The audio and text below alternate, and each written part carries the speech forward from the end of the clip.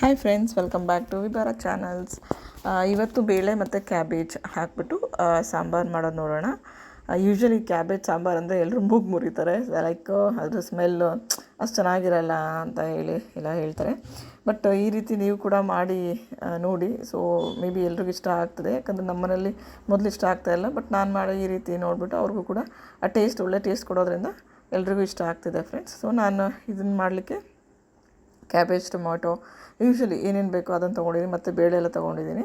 ನೋಡ್ತಾ ಇರ್ಬೋದು, ನಾನು ಕುಕ್ಕರಲ್ಲಿ ಕ್ಯಾಬೇಜ್ ಹಾಕ್ಕೊಂಡಿದ್ದೀನಿ, ಟೊಮ್ಯಾಟೊ ಹಾಕಿದ್ದೀನಿ, ಬೆಳ್ಳುಳ್ಳಿ ಮತ್ತು ಬೇಳೆ ಹಾಕ್ಕೊಂಡಿದ್ದೀನಿ ಫ್ರೆಂಡ್ಸ್, ನೋಡ್ಬೋದು.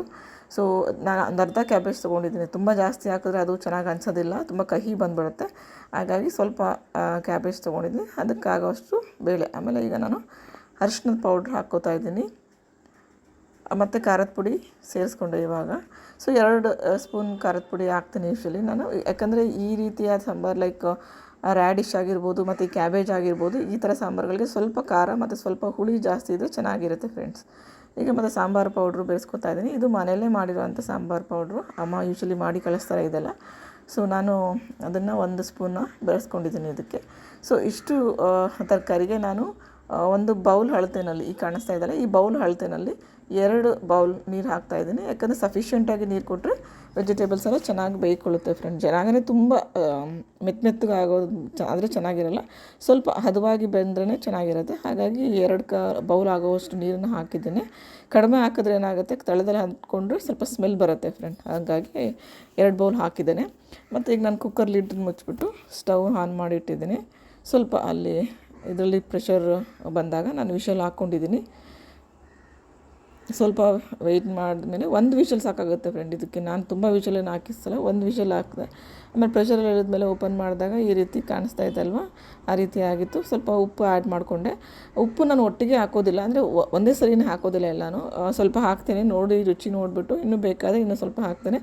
ಯಾಕಂದರೆ ಒಟ್ಟಿಗೆ ಹಾಕಿ ಜಾಸ್ತಿ ಆದರೆ ಅದು ಕೂಡ ಕಡಿಮೆ ಮಾಡಲಿಕ್ಕೆ ಕಷ್ಟ ಆಗ್ತದಲ್ಲ ಫ್ರೆಂಡ್. ಹಾಗಾಗಿ ಮತ್ತು ಇಲ್ಲಿ ನಾನು ತೊಗೊಂಡಿದ್ದೀನಿ ಹುಣಸೆ ಹಣ್ಣಿನ ಹುಳಿ, ಓಕೆನಾ. ಅದು ಹುಣಸೆ ಹಣ್ಣಿನ ಸಿರಪ್ ಏನಿದೆ ಅದನ್ನು ಕೂಡ ಆ್ಯಡ್ ಮಾಡ್ತಾಯಿದ್ದೀನಿ.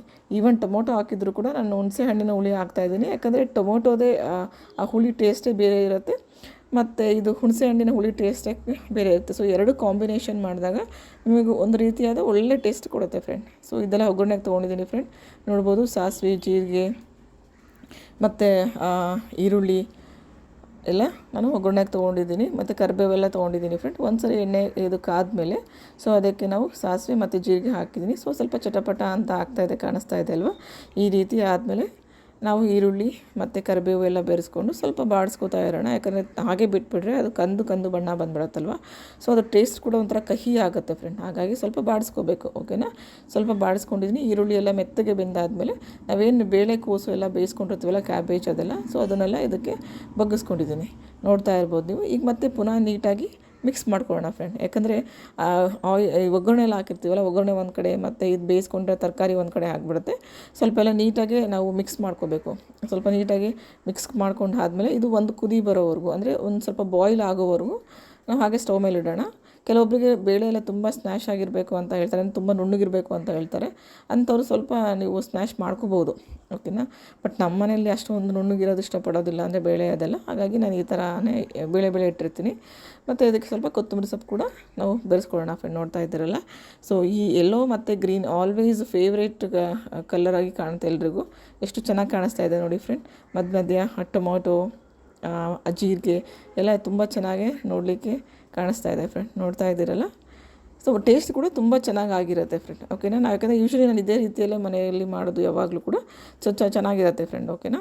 ಸೊ ಇದಕ್ಕೆ ನಾನು ಯೂಶ್ವಲಿ ಯಾವುದೇ ಬೇಳೆ ಸಾಂಬಾರು ಮಾಡಿದ್ರೂ ಮನೆಯಲ್ಲಿ ನಾನು 1-2 ಸ್ಪೂನ್ ತುಪ್ಪನ ಬೆರೆಸ್ಕೋತೀನಿ. ಅದು ತುಪ್ಪ ಕೂಡ ನಾನು ಯಾವುದೂ ಹೊರಗಡೆಯಿಂದ ತರೋದಿಲ್ಲ, ಅಮ್ಮ ಮಾಡಿ ಕಳಿಸ್ತಾರೆ.